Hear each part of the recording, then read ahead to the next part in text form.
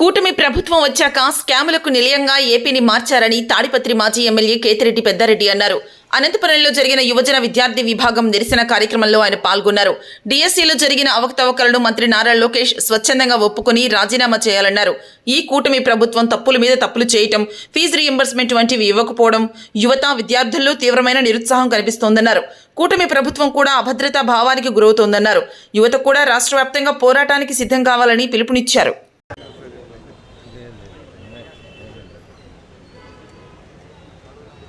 వచ్చిన తర్వాత రాష్ట్రంలో స్కామ్లు జరగడము సహజంగా అయిపోయింది. అంటే ప్రజల్లో కూడా ఒక అభద్రభావం అనేది ప్రభుత్వం మీద ఉంది.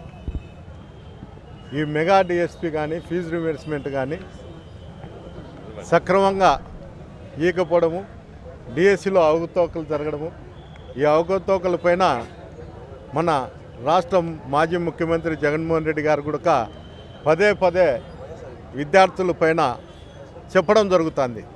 ఫీజు రీయింబర్స్మెంట్ కానీ డిఎస్సిలో అవకతవకల పైన కానీ ఇవన్నీ కూడా ఖచ్చితంగా విద్యార్థులకు రావాల్సిన ఫీజు రీయింబర్స్మెంట్ సకాలంలో చెల్లించాలా, వాళ్ళ భవిష్యత్తు బాగుంటుంది.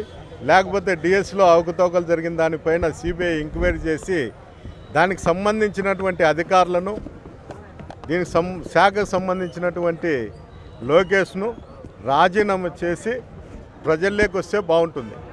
చిత్తశుద్ధి నిరూపించుకోవడానికి అతను వెంటనే రాజీనామా చేసి, నేను ఈ డిఎస్సిలో ఎలాంటి పొరపాట్లు చేయలేదు, నేను సిద్ధశుద్ధితోనే నేను రాజీనామా చేస్తాను, అందువల్ల నైతిక బాధ్యతగా నేను రాజీనామా చేస్తాను, అతనంతరం తప్పుకుంటేనే బాగుంటుంది.